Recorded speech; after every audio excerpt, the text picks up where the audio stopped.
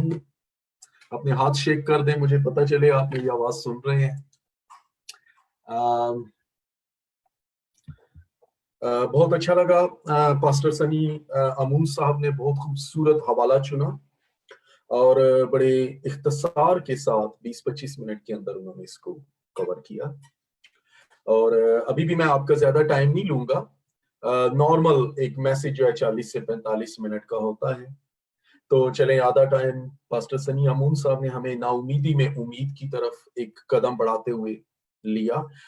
Next 25 या 20 minutes के अंदर, मैं ज्यादा टाइम नहीं, मुझे पता है ज्यादा टाइम नहीं हो रहा है, लेकिन हमारा जो स्केड्यूल है, जो 1.5-पौने 2 घंटे की टोटल मीटिंग होती है, मैं उसी में कवर करूंगा।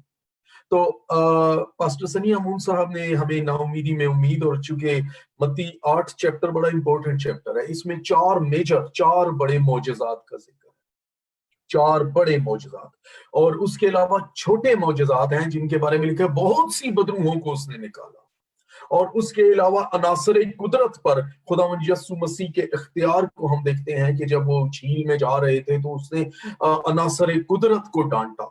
तो ये बड़ा इंपॉर्टेंट चैप्टर है, और इस चैप्टर को बड़ा गौर के साथ, बेटा ये दरवाजा बंद कर दी, शोर आ रहा है, केटल का शोर आ रहा है जी, सॉरी।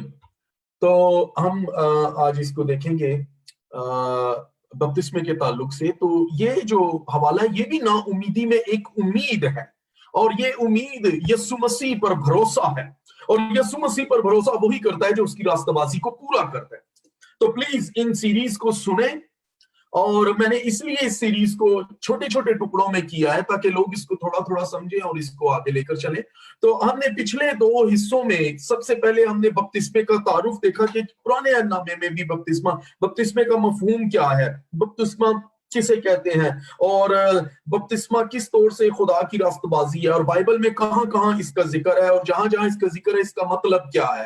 रूहानी तौर पर हमने इसको इख्तिसार के साथ देखा। फिर उससे अगली किस्त पे हमने देखा कि बपतिस्मा पुराने नामे में किस चीज को जाहिर करता था, और क्या पुराने नामे में भी बपतिस्मा का जिक्र किया जाता था, और अगर था तो किस पैराए में था। वहां हमने देखा था कि ये तहारत का दस्तूर था, और तहारत पाकीज़गी की अलामत था, और बनी इसराइल इस पाकीज़गी की अलामत को जारी रखे हुए थे, और इसी को यूहन्ना इस्तबाही ने, क्योंकि वो यहूदी था और वो एक काहिन का बेटा था और वो इस सारे सिलसिले को जानता था, तो इसलिए उसने इब्राहिमी नस्ल को इस बात की अयादा किया कि किस तौर से हमें मौत से निकलकर जिंदगी में दाखिल होना, और बपतिस्मा उसमें इंपॉर्टेंस है।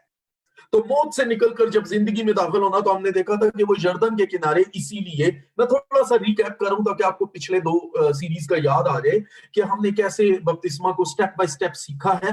तो मैं इस सीरीज को ज्यादा आगे नहीं लेके जाऊंगा, मैं आज इसका एक और कुछ आम फाहम सवालात जो हैं उन पर बात करूंगा ताकि पता चले बपतिस्मा है क्या, और फिर आखिरी हिस्से में मैं इस रास्तबाजी के पूरा करने पर जो बाइबल जोर देती है, बाइबल के मुताबिक इस रास्तबाजी के बगैर हम खुदा की बादशाही का हिस्सा नहीं बन सकते जब हम उसके कानून को नहीं पूरा करते। और यीशु मसीह यही कहते हैं। इस हवाले में भी पास्टर सनी अमून साहब ने जो आज कलाम सुनाया कि जब उस कोड़ी को खुदा यीशु मसीह ने छुए से मुराद, अगर इस कॉन्टेक्स्ट को अगर सही मतन में देखा जाए तो वहां पर जो हमें तर्जुमा मिलता है वो छुआ नहीं लिखा है कि उसे गले लगाया। वो पहाड़ों और पत्थरों में से छुपता हुआ निकला, और भीड़ बहुत थी तो वो डर रहा था कि कहीं मुझे कोई मार ना दे, क्योंकि वो उसका भीड़ कोड़ियों को देखकर उनको संसार कर देती थी। तो यीशु मसीह ने उसको इस तरह नहीं छुआ कि बस एक उंगली लगाई या हाथ लगाया, जो कॉन्टेक्स्ट में ये इसका तर्जुमा है, उसने छुआ यानी उसने उसको ग्रिप किया दोनों हाथ खोलकर। और आज यीशु मसीह अपनी सलीब पर हाथ खोले हुए हमें भी जो गुनाह के कोड़ियां पाक करने के लिए बुलाता है, और उसने जिस कोड़ी को पाक किया उसको कहा कि तू पाक होने के लिए रास्तबाजी को पूरा कर। उसने उसे कहा कि जा अपने तई काहिन को दिखा और वो रास्तबाजी पूरा कर जो शरीयत पूरा कर जो मूसा ने मुकर्रर की है। تو यसु मसीह ने इस शरीयत को पूरा करने के लिए, रास्तबाजी को पूरा करने के लिए बपतिस्मे का इरशाद आजम दिया है। बपतिस्मा इरशाद आजम है और हमें ये रास्तबाजी इसलिए पूरी करनी है कि हम गुनाह के कोड़ के अंदर हैं और हमें सिर्फ यसु मसीह पाक कर सकता है। सिर्फ उसके अंदर एक उम्मीद उसी के अंदर कायम है, वही हमें पाक कर सकता है।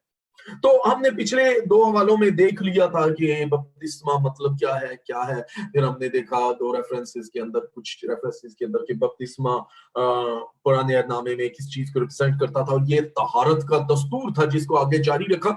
लेकिन अभी तक ये बाकायदा नए अहदनामे में इरशाद आजम नहीं हुआ था, क्योंकि यसु मसीह की मसलूबियत जी उठने के बाद ये इरशाद आजम में शामिल हुआ। अब यहाँ ये सवाल पैदा होता है कि अगर, अब सुनने, अब समझें, अब मैं पॉइंट पे आ रहा हूं। अब आपको बपतिस्मा समय, आपके अगर बच्चों ने, आपके रिश्तेदारों ने, आपने बपतिस्मा नहीं लिया, जो सुन रहे हो, मैं आप लोगों से बात कर रहा हूं। अगर आप लोगों ने बपतिस्मा नहीं लिया हुआ तो आपके लिए ये वक्त है और ये मौका है, और खुदा के मौका को गनीमत जानो क्योंकि वक्त नजदीक है। तो बपतिस्मे के ताल्लुक से फिर जब हमने पिछली किस्त में देखा कि ये तहारत का दस्तूर है, तो वहां से फिर हमें एक बात ये याद आती है, एक पॉइंट उठता है कि अगर ये यर्दन के किनारे खड़े होकर मौत से निकलकर जिंदगी में दाखिल होने की एक अलामत थी, तो हम देखते हैं कि इब्राहिम या इब्रानी नस्ल ने तो बपतिस्मा नहीं लिया, ना वो लेते थे बाकायदा तौर पे, कोई ऐसा नजर नहीं आता। तो इस तौर से हम देखते हैं कि कुछ लोग एतराज उठाते हैं, बहुत से एतराजात के साथ ये एतराज भी उठाते हैं कि फिर इस तरह से पता चलता है कि बगैर बपतिस्मे के यकीनन निजात मुमकिन है। ये लोग एतराज उठाते हैं। तो हम इसको देखेंगे कि बगैर बपतिस्मे के निजात मुमकिन ही नहीं। और इस एतराज में सबसे बड़ा जो वो अपनी फेवर में पॉइंट उठाते हैं, वो उठाते हैं उस डाकू का जो यसु मसीह के साथ मसलूब हुआ था। वो कहते हैं उसने बपतिस्मा नहीं लिया और उसको यसु मसीह ने कहा कि तू आज ही मेरे साथ फिरदौस में होगा, तो वो निजात पा गया। मैं चाहता हूं कि इस हवाले को हम पढ़ें। ये लूका तबीब की मार्फत लिखी गई खुशखबरी, उसका 23 बाब है और उसकी 39 से 43 आयत है। मैं इसको आपके सामने पढ़ता हूं। लिखा है, फिर जो बदकार सलीब पर लटकाए गए थे उनमें से एक उसे यूं ताना देने लगा कि क्या तू मसीह नहीं, तू अपने आप को और हमको बचा। मगर दूसरे ने उसे झिड़क कर जवाब दिया कि क्या तू खुदा से भी नहीं डरता, हालांकि उसी सजा में गिरफ्तार है, और हमारी सजा तो वाजिबी है क्योंकि अपने कामों का बदला पा रहे हैं, लेकिन इसने कोई बेजा काम नहीं किया। फिर उसने कहा, ऐ यीशु, जब तू अपनी बादशाही में आए तो मुझे याद करना। उसने उससे कहा, मैं तुझसे सच कहता हूं कि तू आज ही मेरे साथ फिरदौस में होगा। बड़ा इंपॉर्टेंट वाला है इन एतराजात का जवाब देने के लिए कि क्या वो यीशु निजात ना पा गया था बगैर बपतिस्मे के। इसमें कोई शक नहीं, उसने निजात पाई, वो फिरदौस में गया, इसमें कोई एक पॉइंट शक नहीं। 100% ये ऑथेंटिक बात है। लेकिन आज हम बात कर रहे हैं तनकीद करने वालों की, इसको कहेंगे हम तनकीद बराए तनकीद। जब कोई तनकीद करता है तो फिर हम भी उस पर उसी पॉइंट से अगर तनकीद करके उसको बात समझाएं तो शायद उसकी समझ में आ सकती है। बाइबल हमें बड़ा वजाहत से बताती है कि वो शख्स निजात पा गया, और इस बात को हमें यकीन करना है क्योंकि बाइबल का एक एक लफ्ज सच्चाई से मामूर है। लेकिन हकीकत क्या है, हमें हकीकत की तरफ जाना है और इम्कानात को देखना है, पॉसिबिलिटीज को देखना है। उस वाक्य को मैंने इसीलिए ये वाला पढ़ा कि उस वाक्य को हम पढ़ें और उन पॉसिबिलिटीज को देखें। तो उन पॉसिबिलिटीज में जो चीज हमने देखनी है वो ये देखनी है कि क्या वो जो निजात पा गया था डाकू, क्या वो निजात याफ्ता था। इन पॉइंट्स को इस हवाले से हम निकालते हैं। बज़ाहिर अपेरेंटली बज़ाहिर लगता है कि वो निजात याफ्ता नहीं था क्योंकि वो एक डाकू था, वो मुजरिम था, उसको सजाए मौत दी गई थी। शायद उसने कोई बहुत बड़ा जुर्म किया हो सकता है उसने कोई ऐसा जुर्म किया हो जिसकी सबसे बड़ी सजा मौत ही हो सकती थी, कत्ल भी हो सकता था, कुछ और भी। और अगर वो यहूदी कौम में से था तो शायद उसने कोई गैर इखलाकी ऐसा गुनाह किया हो, क्योंकि कई दफा यहूदी कौम के अंदर जिनाकारी की भी सजा मौत होती थी। लेकिन हम देखते हैं कि हमें यह देखना है कि क्या वो शख्स निजात याफ्ता था। हम देखते हैं कि यीशु मसीह दो डाकुओं के दरमियान मसलूब है और इनमें से सिर्फ एक डाकू को तब्दीली का मौका मिलता है और उसे साफ साफ बताया जाता है कि वो खुदा की बादशाही में जाएगा। उस शख्स ने जिसे मौका मिला था उसने मरते मरते यीशु मसीह से कहा कि मुझे अपनी बादशाही में याद करना। अब इस गुफ्तगू को हम बाइबल में ये जो गुफ्तगू कोट की गई है इसको देखते हैं कि निजात का दारोमदार क्या है। इसके बाद हम इम्कानात को देखेंगे और उन इशारों को जांचेंगे, देखेंगे, परखेंगे कि जो ये बताते हैं, जो हमें साबित करते हैं कि वो शख्स निजात याफ्ता या पॉसिबली बपतिस्मा याफ्ता जरूर था। जैसे लोग ये कहते हैं कि जी बगैर निजात, बगैर बपतिस्मे के वो शख्स चला गया, वो बड़ी ऑथेंटिकली कहते हैं लेकिन उनके पास कोई सबूत नहीं है, ना उसको साबित कर सकते हैं। लेकिन कुछ यहाँ पर हवाले ऐसे हैं जिनसे हम इस बात को साबित कर सकते हैं कि ये डाकू शायद बपतिस्मा याफ्ता था। जो ये कहते हैं कि वो बपतिस्मा याफ्ता नहीं था, वो इसे साबित नहीं कर सकते, नहीं साबित कर सकते कि वाकई वो बपतिस्मा याफ्ता नहीं था। लेकिन हम इस बात को गो के ऑथेंटिकली 100% साबित तो नहीं कर सकते, लेकिन बिब्लिकली हम इस बात को प्रूव जरूर कर सकते हैं कि पॉसिबिलिटी, इम्कानात है कि वो जरूर बपतिस्मा याफ्ता था। क्यों? क्योंकि इस गुफ्तगू के अंदर हम एक डाकू को देखते हैं जो उसे ताने देता है। यीशु मसीह को ताना देकर उसने कहा कि तू, यहां पर लिखा है कि क्या तू मसीह नहीं है? वो शक के साथ और ताना भी कर रहा है, तंज भी कर रहा है कि मसीह है और तू जनाब एक बदकार की मौत मर रहा है। लेकिन दूसरे शख्स ने उसको क्या किया? उसको डांटा और झिड़का और उसने कहा क्या तू खुदा से नहीं डरता? पहली बात, ये शख्स खुदा पर ईमान रखता था और उसने कहा कि क्या तू खुदा से भी नहीं डरता? तो ये बात ऑथेंटिकली हमें प्रूव करती है कि ये शख्स यहूदी था। फिर यहूदी होने के साथ साथ हम देखते हैं कि अगर ये यहूदी था तो यहूदी बपतिस्मा लेते थे। हमने पिछली किस्त में, पिछली सीरीज में ये बात बाइबल से प्रूव की है कि वो तहारत का पूरा निजाम करते थे। इवन के काहिन भी अपने आप को तहारत के अंदर नहा उस हौज में, जब सुलेमान ने हैकल बनाई तो उसने पीतल का बहुत बड़ा हौज बनाया था तहारत के लिए। और फिर हम देखते हैं कि खुदा के बर्रे को भी, जिसको ज़बह किया जाता था, उसको भी इस तहारत के हौज में पाक किया जाता था। यीशु मसीह खुदा का बर्रा था। जब वो आया और बपतिस्मा लेने, और यूहन्ना इस्तबागी ने इसको कहा ये खुदा का बर्रा है, इसको तहारत के दरिया में मैं खुदा के लिए मखसूस करता हूं। तो ये एक भेद था। तो अगर वो यहूदी था, वो खुदा पे यकीन करता, उसने कहा क्या तू खुदा से भी नहीं डरता? ये इस बात का बेयन सबूत है कि वो ज्यूइश था और ज्यूइश लिखा है। फिर हम देखते हैं कि मत्ती की इंजील के तीसरे बाब में हम क्या देखते हैं कि जब यूहन्ना बपतिस्मा देने लगा तो लिखा है कि तमाम यहूदिया और सामरिया और गलील और गिरदो नवा के तमाम इलाकों से तमाम यहूदी, एक दो यहूदी नहीं, एक दो कबीला नहीं, एक दो हैकल के अंदर जाने वाले नहीं, तमाम यहूदी उससे बपतिस्मा लेने यरदन पर आने लगे। और सिर्फ वो नहीं, लिखा है कि बड़े बड़े फकीह और फरीसी भी आने लगे। तब यूहन्ना इस्तबागी ने कहा कि ऐ सांप के बच्चों, तुम्हें किसने जताया कि आने वाले मजहब से भागो? तो वो बपतिस्मा लेने आने लगे।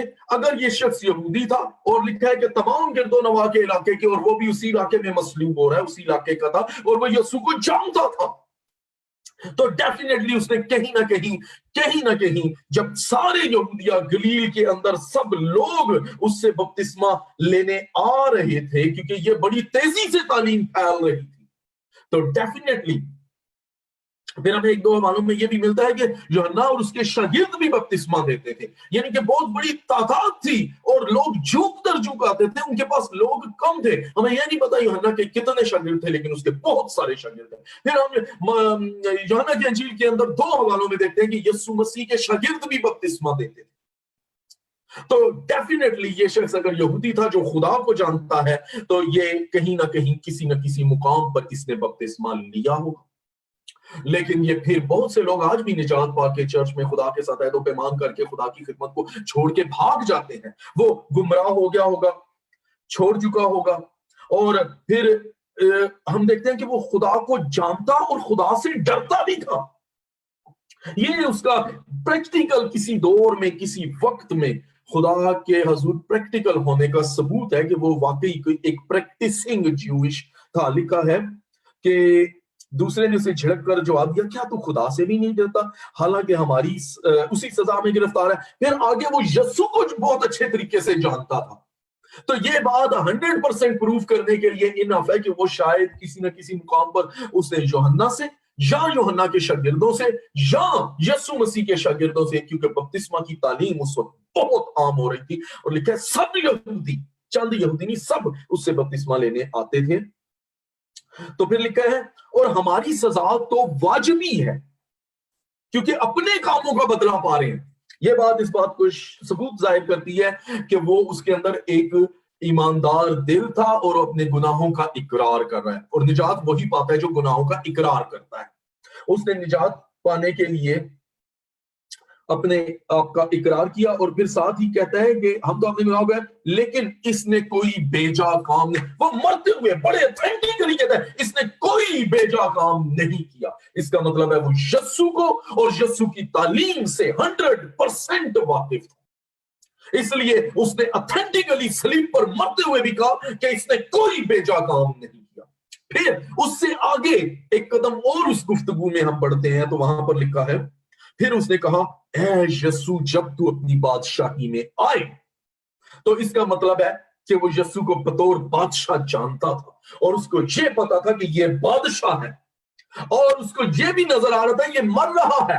اور پھر اس نے یہ کہا جب تو اپنی بادشاہی میں آئے تو مجھے یاد کرنا. اٹ مینس کہ وہ 100% لائف آفٹر ڈیتھ اس بات پر بیان یقین رکھتا تھا کہ مرنے کے بعد ایک صحیح زندگی موجود ہے اور وہی اصل زندگی ہے, اور اس زندگی میں اگر کوئی بادشاہ ہے تو وہ یسوع ہے. کیونکہ اس نے کہا اے خداوند, وہ زندگی کی بات ہی نہیں کر رہا, وہ مرنے کے بعد کی بات کرتا ہے. کہتا ہے اے خداوند اگر تو چاہے, اے خداوند جب تو اپنی بادشاہی میں آئے تو مجھے یاد کرنا. وہ یہ جانتا تھا کہ یہ بیجا ہے, اس کی سزا بیجا ہے, اس نے کوئی بیجا کام نہیں کیا. وہ پھر لکھا ہے کہ وہ اس نے دوسرے ڈاکو سے یہ کہا تھا کہ کیا تو خدا سے بھی, وہ خدا سے بھی ڈرتا تھا. تو اس لیے ایسے لوگ جو ان بپتسمہ نہ لینے کے لیے حجتیں کرتے ہیں, تنقیدیں کرتے ہیں, ان کو ضرور ہے کہ ہم کلام ہی میں سے ان سے اگر کوئی بات کرتے ہیں تو پوچھیں. یہ لوگ پروف پیش نہیں کر سکتے. جو یہ کہتے ہیں کہ وہ ڈاکو بغیر بپتسمے کے چلا گیا, وہ پروف ہی نہیں کر سکتے کہ کیا واقعی وہ غیر بپتسمہ یافتہ تھا. اچھا, یہ تو تھی تنقید بھائی, میں نے تھوڑی دیر پہلے کہا تھا ہم تنقید برائے تنقید کرتے ہیں کہ یہ شخص واقعی بپتسمہ یافتہ تھا یا نہیں, وہ ایماندار تھا یا نہیں. اور اس کنورسیشن سے, اس گفتگو سے, جو کچھ اس نے یسوع سے کی, اس سے ہمیں پتہ چلتا ہے کہ وہ ایماندار بھی تھا اور شاید کہیں نہ کہیں اس نے بپتسمہ لیا. لیکن اب ہم دوسری طرف آتے ہیں, تنقید برائے تنقید کو چھوڑ کر ہم اس طرف آتے ہیں. میں تھوڑا تیز چل رہا ہوں, میں دیکھ رہا ہوں کہ ٹائم زیادہ نہ ہو جائے. تو اب ہم دوسری طرف آتے ہیں کہ لیٹس سپوز وہ بپتسمہ یافتہ نہیں بھی تھا تو بھی کیا ہے. یاد رکھیں یہ ڈاکو کس دور میں تھا؟ عہد عتیق میں. اس پر کون سی شریعت لاگو ہوتی تھی؟ موسیٰ کی شریعت. اور موسیٰ کی شریعت میں بپتسمہ لازمی تو نہیں تھا, لیکن ایک جزو تھا, ایک پلر تھا, طہارت ضرور تھی. اور جیسے ہم نے پاسٹر سنی امون صاحب نے جو کلام سنایا اس میں انہوں نے جو لفظ کہے ہیں کہ وہ شخص راستہ بازی پوری کرنے نجات پانے آیا اور اس نے یسوع مسیح نے اسے کہا جا راستہ بازی پوری کر, وہ شریعت کو, اس شریعت کو پورا کر جو موسیٰ نے ٹھہرائی. تو یسوع مسیح شریعت کو کنڈیم نہیں کر رہے. تو یہ ڈاکو جو تھا یہ موسوی شریعت کے اندر آتا تھا. ٹھیک ہے, مسیح کی شریعت اس وقت آئی جب یسوع مسیح مردوں میں سے جی اٹھے, اور ابھی تک یہ ڈاکو لٹکا ہوا ہے اور یسوع مسیح ابھی تک جی رہے ہیں, زندہ ہے. اور اپنی زندگی میں اگر اس نے نئے قانون دینے سے پہلے, اور پھر سب سے بڑی بات کہ وہ کائنات کا مالک ہے, یہ وہ بادشاہ ہے, وہ خداوند ہے, وہ بادشاہی رکھتا ہے, یہ اس کی مرضی ہے کہ اس کو لے کر جائے یا نہ جائے. اور وہ لے کر گیا, لیکن وہ لے کر اس سے گیا جب تک اس نے اپنا قانون نہیں دیا. آپ آج انگلینڈ میں اور امریکہ میں رہتے ہیں, آج کا قانون ہے آپ 10% ٹیکس دیں یا 15% یا 20%. میں وہ 20% ٹیکس دیتا ہوں, اور یہ شور ڈیفینیٹلی یہ بات شور ہے, میں فل ٹیکس پے کرتا ہوں. اب یہ بات ہے کہ میں آج ٹیکس دیتا ہوں 20% گورنمنٹ نے دیا ہوا ہے, میں مر جاتا ہوں, مرنے کے بعد, میرے مرنے کے بعد گورنمنٹ آف یوکے یہ کہتی ہے کہ اب سے لوگ 20% نہیں بلکہ 25% ٹیکس دیں گے. تو کیا میرے مرنے کے بعد کوئی گورنمنٹ کا بندہ آ کے میری قبر کے اوپر کھڑا ہو کے مجھے کہے گا کہ یار تم جب تک زندہ تھے 20% دیتے رہے لیکن اب تم مر گئے ہو, لیکن اب تو 25% ہو گیا, تم نے تو ٹیکس ہی نہیں پے کیا. یہ ایک سلی بے وقوفانہ آئیڈیا لگتا ہے, کیونکہ میں جب تک زندہ تھا میں اس قانون کے تحت تھا, اور میرے مرنے کے بعد اگر کوئی قانون تبدیل ہو گیا تو وہ میرے اوپر لاگو نہیں آتا. اور یسوع مسیح نے ارشاد اعظم کب دیا؟ جب یسوع مسیح جی اٹھے مردوں میں سے. ارشاد اعظم اس وقت اپلیکیبل ہوا. اور یہ ڈاکو پرانی شریعت کے اندر زندہ تھا اور اس پر موسیٰ کی ہی شریعت لاگو ہوتی تھی, اور اسی شریعت میں یسوع مسیح نے جیتے جی, ابھی یسوع مسیح صلیب پر مصلوب نہیں ہوئے, اور یسوع مسیح نے اس ڈاکو سے کہا کہ تو آج ہی میرے ساتھ فردوس میں ہوگا. اور اس کے بعد یسوع مسیح وہ چلا گیا. اس کے بعد یسوع مسیح نے اس شخص کو جی اٹھے یسوع مسیح. اس کے بعد یسوع مسیح نے اپنے شاگردوں کو ارشاد اعظم جو ہے بتایا. اب یہ ہے کہ اس سے قبل کہ ہم انجیل کے وسیلے سے زندگی پائیں, ہمیں شریعت کے قانون کو پورا کرنا ہے, اور شریعت کے قانون کے تحت گناہ کے باعث راست باز ہم نہیں ٹھہرائے جا سکتے جب تک کہ ہم شریعت کو پورا نہ کریں. اور یسوع مسیح نے, ہم اسی لیے کہتے ہیں پرانا عہد نامہ اور نیا عہد نامہ, old testament and new testament. اور جو نیو ٹیسٹمنٹ ہے, یسوع مسیح نے عشاء کے اندر اپنے خون بہانے سے پہلے اس خون کے وسیلے سے بتایا یہ میرا وہ نیا عہد کا خون ہے جو بہایا جاتا ہے, ابھی تک بہایا نہیں گیا تھا. یسوع مسیح نے یہ کہا تھا, مائنڈ اٹ, اس بات کو یاد رکھیں, یہ میرا وہ عہد کا خون ہے جو بہتوں کے واسطے بہایا جاتا ہے, اور ابھی تک وہ خون بہایا نہیں گیا تھا. تو اس کا مطلب ہے کہ ایک نیا عہد قائم ہونے جا رہا تھا, اس کے لیے پریپریشن ہو چکی تھی, اور وہ پریپریشن اب اس کے بعد جتنے لوگ مسیح میں پیدا ہوئے, جتنے لوگ مسیح کے جی اٹھنے کے بعد مسیح کے فالوور ہوئے, ان پر مسیح کا قانون لاگو ہو جاتا ہے, کیونکہ وہ مسیح کے مرنے اور جی اٹھنے کے بعد قانون دیا گیا. لہذا یاد رکھیں, بپتسمہ کی تعلیم کو ہمیشہ ذہن میں رکھتے ہوئے کوئی ایسے خیالات اپنے ذہن میں نہ آنے دیں جو آپ کو یہ کہیں کہ بپتسمے کے بغیر نجات ممکن نہیں. بائبل 100%, میرے پاس ابھی ٹائم نہیں ہے, میرے پاس نوٹس بہت زیادہ ہیں, لیکن میں ان کو نوٹس کو کسی وقت میں ان کو ویڈیو کی صورت میں تیار کر کے یوٹیوب پہ ضرور ڈالوں گا. لیکن ابھی چونکہ یہ لائیو چل رہا ہے اور آپ لوگ کافی دیر سے ہمارے ساتھ بیٹھے ہیں, اور میں دیکھ رہا ہوں کہ میرے پورے 22 منٹ ہو چکے ہیں اور میں اس کو کور کرنا چاہتا ہوں. تو یاد رکھیں کہ ہم اس سلسلے کو جاری رکھیں. اگلا جو میسج ہوگا وہ میں خود دوں گا, تو اس میں شاید میرے پاس آدھا ایک گھنٹہ ہوگا, تو میں اس کو تھوڑا سا ریکیپ کر کے تو اب آپ کو ایک ایسے ڈیسیژن کی طرف لے کر آؤں گا جس میں آپ سنیں گے کہ بپتسمہ کیوں کر ضروری ہے, اور بپتسمے کے بغیر نجات ممکن ہی نہیں, اور بپتسمے کی بھی وہ تعلیم جو یسوع مسیح نے دی کہ جاؤ سب قوموں کو شاگرد بناؤ اور انہیں باپ اور بیٹے اور روح القدس کے نام سے بپتسمہ دو. اور کوئی تعلیم نہیں. اس میں ہم نے پچھلی 1-2 سیریز میں یہ دیکھا ہے کہ اور بھی کچھ لوگ ناموں کے بپتسمے دیتے ہیں, کوئی کہتا ہے یسوع نام کا ہے, کوئی کہتا ہے پتہ نہیں کون سا. تو ہم نے ببلیکلی اس کو بھی پروف کیا تھا کہ وہ کیا غلط فہمیاں تھی اور گرامرلی کن چیزوں کو غلط انٹرپریٹ کیا گیا. تو خوشخبری کو نہ بگاڑیں. یسوع مسیح کے منہ کے الفاظ ہیں کہ جاؤ سب قوموں کو شاگرد بناؤ, ان کو باپ اور بیٹے روح القدس کے نام سے بپتسمہ دو. اس ارشاد اعظم کو ہم نے پورا کرنے کے لیے بہت سے نکات ہمیں روکیں گے, اور کئی دفعہ شیطان ہمیں روکنے کی کوشش کرے گا, لیکن یاد رکھیں آپ چاہے کتنے بھی اچھے مسیحی ہوں, کوئی شخص کتنا بھی اچھا شہری ہو, وہ قانون سارے پورے کرتا ہو, کوئی گناہ نہ کرتا ہو, کوئی چوری نہ کرتا ہو, کسی کے ساتھ لڑائی جھگڑا نہ کرتا ہو, ٹریفک قوانین پوری کرتا ہو, سب کچھ, لیکن وہ ایک قانون توڑتا ہو تو اس کو سزا ملے گی, اور وہ اچھا شہری نہیں متصور ہوگا, اس کو تصور اچھا شہری نہیں کیا جائے گا. اگر آپ اچھے مسیحی ہیں, آپ روزے رکھتے ہیں, دعائیں کرتے ہیں, بائبل پڑھتے ہیں, سب کچھ کرتے ہیں, لیکن راستہ بازی پوری نہیں کرتے, تو آپ اچھے مسیحی نہیں. اور یاد رکھیں کہ بپتسمے کے بغیر نجات نہیں ہے. یہ نہیں کہ بپتسمہ ہمیں پاک کر देता है। बपतिस्मा एक्चुअली कानून को पूरा करता है, जो कि हमारे अपने दिली तब्दीली का इजहार है कि हमने यीशु के हुक्म को पूरा किया। याद रखें, एक छोटा सा हुक्म था कि फल ना खाना, एक छोटा सा हुक्म था, फल ना खाना। उसको ना पूरा करने के बाइस वो खुदा की हुजूरी से निकल गए। ये इरशाद, ये छोटा हुक्म नहीं है, इसको कलीसिया में इरशाद आजम, दी ग्रेट कमीशन कहा गया। वो एक हुक्म था, सब कुछ कर, जो मर्जी कर, बस जो दरख्त है उसका फल ना खा। अगर उस हुक्म को ना मानने का नतीजा खुदा की बादशाही से बाहर निकलना है, तो यहां इरशाद आजम है। बाप बेटा वही करता है जो बाप को करते देखता है। बाप ने सब कुछ आदम को दिया, बेटे ने हमें सब इख्तियार दे दिया, तो बाप ने भी ये कहा कि ना खाना, एक हुक्म दे दिया, और बेटे ने इरशाद आजम दे दिया। अब हमें उसको किस हद तक पूरा करना है, इसको हम, ये हल्का सा मैंने नेक्स्ट का एक ट्रेलर सा दिया आपको कि ये इरशाद आजम क्या है। नेक्स्ट सीरीज में मैं उम्मीद करता हूं आपको मजा आएगा, आप एंजॉय करेंगे और आप बपतिस्मे की तालीम को सही तरीके से सीख सकेंगे। God bless you, thank you.